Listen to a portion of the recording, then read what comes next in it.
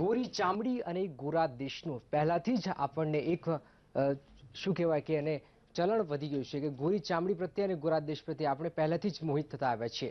ત્યારે વિદેશમાં અભ્યાસ કરવા માટે ખાસ કરીને વિદ્યાર્થીઓએ શું ધ્યાન રાખવું જોઈએ, કઈ બાબતોની તકેદારી રાખવી જોઈએ અને શું શું પગલાં ભરવા જોઈએ વિદેશમાં જતી વખતે. નિશિત પટેલ જેવો ઓનર છે પેટ્રિક્સ એન્ડ કેરિયર ઇમિગ્રેશનના. નિશિતભાઈ આપનું પણ સ્વાગત. શરૂઆત નિશિતભાઈ તમારથી. આ ગોરી ચામડીઓનું આપણે પહેલાથી જ આપણે મહત્વ છે કે પછી દેશમાં આજ પણ જે રીતે લોકો આજકાલ વિદેશમાં જઈ રહ્યા છે, ખાસ કરીને શું બાબતોનું ધ્યાન રાખવું જોઈએ? જનરલી વિદ્યાર્થીઓ 2 કે 3 રીઝન્સના કારણે અબ્રોડ એજ્યુકેશનને પસંદ કરતા હોય છે. એમાંના અમુક રીઝન્સ એવા છે કે ત્યાં આપણા કરતાં વધારે સારા prospects, job opportunities, health systems, social lifes, આ બધી ગવર્મેન્ટનું અવેરનેસ, કરપ્શન્સ ઓછું છે, ક્રાઇમ્સ રેટ બહુ ઓછા છે, આવા બધા કારણ હોય છે. બીજું હોય છે અર્નિંગ મની. એની અંદર આવે છે પૈસાની વાત. વિદ્યાર્થીઓ અને જનરલી સૌથી મહત્વનો મુદ્દો પૈસાનો. હા, એક્ઝેક્ટ. એનું જે કહેવાય કરન્સી ડિફરન્સ આપણા કરતાં બી ત્યાં બહુ સારા હોય છે. અને એના સિવાય બી ગવર્મેન્ટ ત્યાંના લોકલ વ્યક્તિઓને વેલકમ કરે છે, કારણ કે ત્યાંની ગવર્મેન્ટ પાસે એટલા પોપ્યુલેશન્સ નથી. અને એ લોકો અત્યારની તારીખમાં તો ઇન્ડિયન્સ માટે બહુ જ પોઝિટિવ છે ડ્યુ ટુ એજ્યુકેશન્સ. આપણે લોકો ત્યાં આગળ બહુ જ સારી નામના ધરાવે છે. આપણા ઘણા ડિપ્લોમેટિક, ઘણા મેનેજર્સ ને એ લોકો બહુ સારી પોસ્ટ આપે છે, કોઈ બી ભેદભાવ વગર. એટલે એ લોકોને ત્યાં આ વસ્તુ બહુ જ ગમે છે. હેલો, હા સવાલ કરો બેન આપનો. હેલો સર, આપનો અવાજ નહીં આવતો મને. સવાલ કરો આપનો અવાજ આવે છે. Okay okay. હેલો, નમસ્તે સર. હું દેવી હિરપરા બોલું છું, અમદાવાદ નવરંગપુરાથી. સર, એકચ્યુઅલી મેં હાલમાં રિસન્ટલી IELTS ની એક્ઝામ આપી છે. મને 5 બેન્ડ આવ્યા છે, બરાબર. અને મેં ઓસ્ટ્રેલિયા માટે એપ્લાય કર્યું છે. પણ સર, મેં એવું સાંભળેલું છે કે 5 બેન્ડમાં ઓસ્ટ્રેલિયામાં વિઝા નહીં મળતા. તો this is right yeah wrong sir? હા, જનરલી એવું છે દેવીબેન કે એવી ઇન્ફોર્મેશન નથી. ઓસ્ટ્રેલિયાની અંદર રિસન્ટલી 1 મહિના પહેલા streamline visa processing, easy visa introduce થયા છે. કારણ કે છેલ્લા 2-3 વર્ષથી ત્યાં બી સ્ટુડન્ટ ઓછા જતા હતા.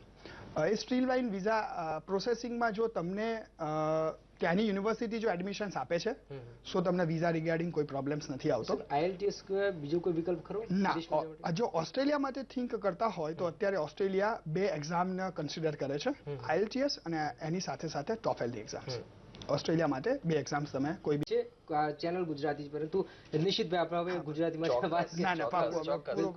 ખાસ કરીને ભારતની યુનિવર્સિટીઓમાં હવે તમામ પ્રકારની સુવિધાઓ ઉપલબ્ધ થઈ રહી છે, તો શા માટે વિદ્યાર્થીઓ વિદેશની યુનિવર્સિટીમાં લાખો રૂપિયા ખર્ચીને જઈ રહ્યા છે? અચ્છા, આ બહુ જ એકદમ યુનિક સવાલ છે. અત્યારની કન્ડિશન મુજબ જે પેરેન્ટ્સ જનરલી અમને પૂછતા હોય છે. વિદેશ અભ્યાસની અંદર તમે જે 3.5-4 લાખ કે હાઈ વેલ્યુ ખર્ચો છો, ત્યાં આગળ સામે તમને ઘણા બધા ઓપ્શન્સ મળે છે. હાઈ એજ્યુકેશન મળે છે, રિસર્ચની ફેસિલિટીઝ મળે છે, લેબ ઇન્ફ્રાસ્ટ્રક્ચર બહુ જ સારા હોય છે. ઇન્ડિયાની અંદર પ્રાઇવેટ યુનિવર્સિટીઝ બી એટલી બધી સક્સેસફુલ નથી, એટલી બધી સારા ડેવલપ પ્રોગ્રામ નથી આપતા એ લોકો. અને બહુથી સારી ઇન્ફોર્મેશન્સ આપું, જો તમે વર્લ્ડ બેઝ 6000 બેસ્ટ યુનિવર્સિટીને સર્ચ કરશો સાહેબ, તો એની અંદરથી લગભગ 5900 યુનિવર્સિટીઝ તમને વિદેશની મળશે. આપણી પહેલી યુનિવર્સિટી આવે છે ચેન્નઈની, Indian Institute of Technology Chennai, જેનો વર્લ્ડમાં રેન્ક આવે છે 454માં. બિલકુલ સર, વિદેશમાં ભણીને જે લોકો અહીંયા આવે છે એ લોકોને ખાસ કોઈ મોટી ઓપોર્ચ્યુનિટી મળતી નથી. તે ખાસ કરીને જોવા મળતા તો માર્કેટિંગમાં જાય, પછી કોઈ બેંકમાં જાય કે ઇન્સ્યોરન્સમાં જાય, તો પછી એ લોકો નહીં. એટલે હું જરા આ વાત સાથે એગ્રી નથી કે અહીંયા ઓપોર્ચ્યુનિટીઝ નથી મળતી. અહીંયા ઓપોર્ચ્યુનિટીઝ બી સારી એવી અવેલેબલ હોય છે, પણ જરૂરી છે કે તમે ત્યાં આગળ કેવી રીતે એજ્યુકેશન લઈને આવ્યા છો, કયા લેવલનું એજ્યુકેશન લઈને આવ્યા છો, અને ત્યાં આગળ કઈ યુનિવર્સિટીમાં કેટલા પર્સન્ટેજથી પાસ આઉટ થયા છો. એવા વિદ્યાર્થીઓ છે જ્યાં ખાલી કમાવા પર્પઝથી થઈ જાય છે, સો હું નથી માનતો કે એમના માટે સારી ઓપોર્ચ્યુનિટી ક્યાંય બી અવેલેબલ હોય, દેશમાં નહીં ઇન્ડિયામાં. બિલકુલ. એક દર્શક મિત્ર જોડાઈ ગયા છે, જે આપનો સવાલ કરો. હેલો, સવાલ કરો આપનો.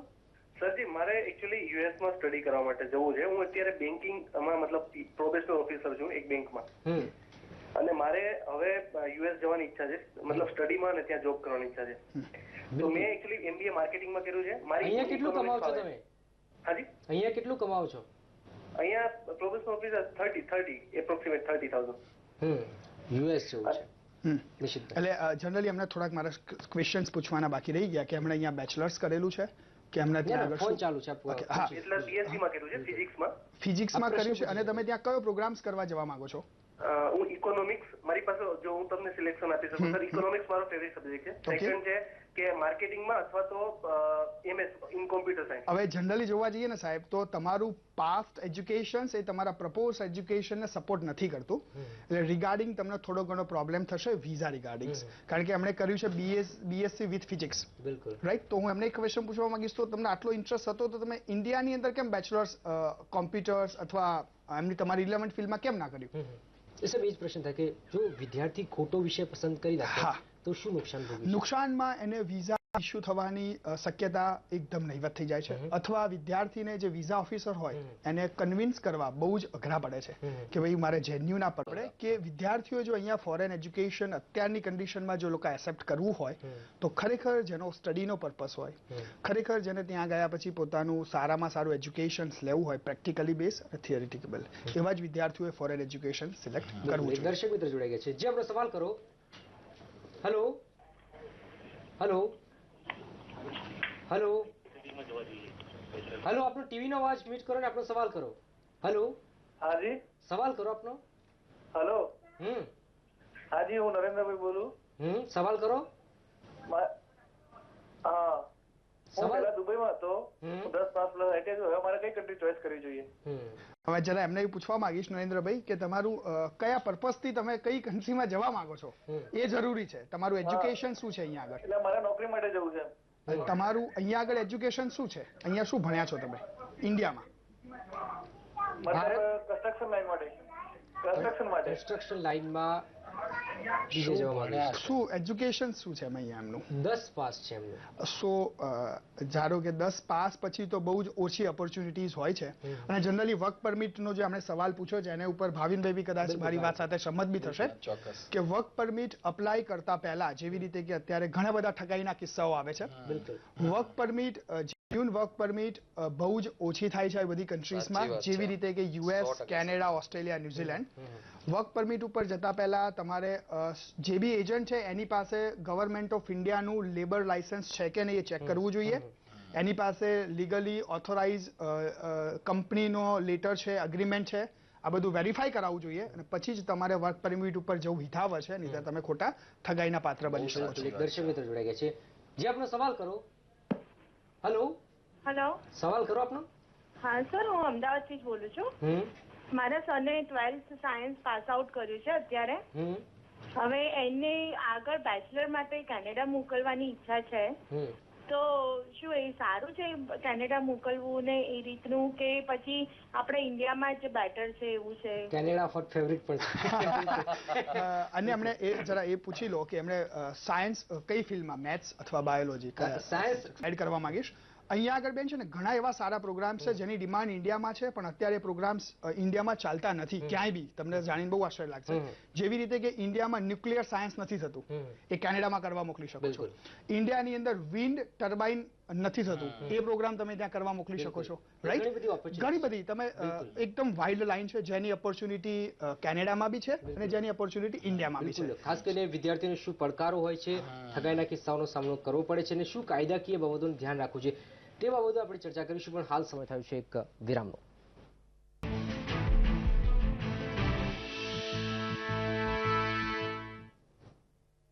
વિદેશમાં અભ્યાસ કરવા જતા વિદ્યાર્થીઓને શું શું પડકારનો સામનો કરવો પડી રહ્યો છે તેના પર ચર્ચા કરી રહ્યા છે બે એક્સપર્ટ પેનલ. આપણી પાસે જે દર્શક મિત્ર પણ જોડાઈ ગયા છે, જે આપણો સવાલ કરો.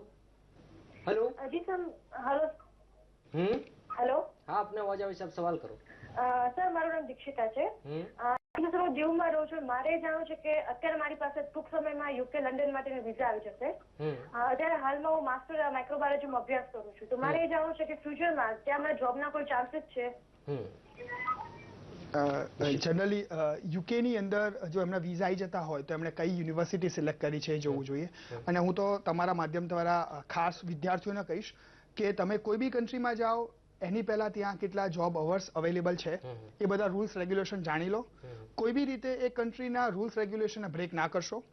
યુકેની અંદર અત્યારની તારીખની અંદર તમને અઠવાડિયાના 10 hours પરમિશન્સ મળે છે.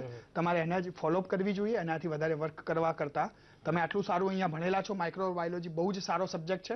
એ સબ્જેક્ટ ઉપર તમે ત્યાં યુનિવર્સિટીઝમાં જતા હોય તો સારી રીતે અભ્યાસ કરવો જોઈએ અને એના વધારે તમારે પ્રાધાન્ય આપવું જોઈએ, નહીં કે સ્ટુડન્ટ વિઝા દરમિયાન ખાલી job કમાવાના ઉદ્દેશથી ના જવું ના. જોઈએ. કમાવા માટેનું છે ને બહુ જ પાછળથી તમને દરેક કન્ટ્રી ઓપ્શન્સ આપે છે. જેવી રીતે કેનેડા, અત્યારે કેનેડા તમે 1 વર્ષનો પ્રોગ્રામ લઈને જાઓ તો સામે 1 વર્ષની વર્ક પરમિટ ફ્રીમાં આપે છે. એના માટે તમારે $1 નો ખર્ચ કરવાની જરૂર છે. તમે ત્યાં એ ના ભૂલશો કે તમે સ્ટુડન્ટ વિઝા ઉપર એક એજ્યુકેશન લેવા જાઓ છો.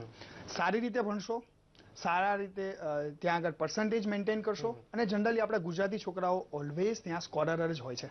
ઓલવેઝ એ લોકો આગળ ભણવામાં બહુ જ હોશિયાર હોય છે અને એ લોકો કોલેજ બી ખુશ છે. ઇવન હું કહીશ કે Canadian high commissions last time આપણું ગુજરાતમાં જ્યારે વાઇબ્રન્ટ થયું હતું ત્યારે આપણા સ્ટેટની મેઇન કન્ટ્રી હતી ઇવેન્ટ પાર્ટનરમાં. બિલકુલ. જે આપનો સવાલ કરો. હેલો. સવાલ કરો આપનો. હેલો. હેલો. હા, સવાલ કરો આપનો. એકચ્યુઅલી મારે કેનેડામાં ફર્ધર સ્ટડી માટે જવું છે. અહીંયા મેં નર્સિંગ પાસ આઉટ કર્યું છે, તો મારે ફર્ધર સ્ટડી માટે જવું છે. તો કેનેડા એઝ અ નર્સિંગ તરીકે. નિશિતભાઈ, હવે એક પ્રશ્ન હું અહીંયા રોકવા માંગીશ. અમેરિકાની બોલબાલા ઓછી થઈ ગઈ છે, ઓસ્ટ્રેલિયાની બોલબાલા ઓછી થઈ ગઈ. આ વારંવાર કેનેડા કેમ એનું કારણ છે કે કેનેડા ઇન્ટરનેશનલ સ્ટુડન્ટ્સ એશિયન અને આપણે ઇન્ડિયામાં એને જે એક યુનિક પ્રોગ્રામ લોન્ચ કર્યો છે, સ્ટુડન્ટ પાર્ટનર પ્રોગ્રામ, જેને શોર્ટમાં SPP કહેવામાં આવે છે. એના કારણે છેલ્લા 2009 થી પુષ્કળ પાસ આઉટ સ્ટુડન્ટ ત્યાં જઈ રહ્યા છે. એના કારણે સ્ટુડન્ટ્સમાં વધારે હોટ ફેવરેટ છે. કેનેડા પહેલા ઓસ્ટ્રેલિયા હોટ ફેવરેટ હતું. ઓસ્ટ્રેલિયામાં ઘણા વિદ્યાર્થીઓ પર હુમલાઓનો કિસ્સા સામે આવ્યા. લોકો સતત બની ગયા છે, એના કારણે કેનેડામાં હા, વધી એ બી કહી શકાય કેનેડા સેફ છે. કેનેડામાં અત્યાર સુધીમાં કોઈ જ એવા આપણા ઇન્ડિયન્સ ભારતીયો ઉપર હા, અને પોપ્યુલેશન ફ્રી કન્ટ્રી છે. ત્યાંની ગવર્મેન્ટ ઇન્ડિયન્સ સાથે બહુ જ ફેમિલિયરલી બિહેવ કરે છે. સો એના કારણે જનરલી કેનેડા સેફ વધારે છે, એટલે સ્ટુડન્ટ્સ પ્રિફર કરે છે. અને બીજું બી કહી શકાય કે ઓસ્ટ્રેલિયામાં થોડી ફીસ એના કમ્પેરેટિવલી વધારે હોય છે.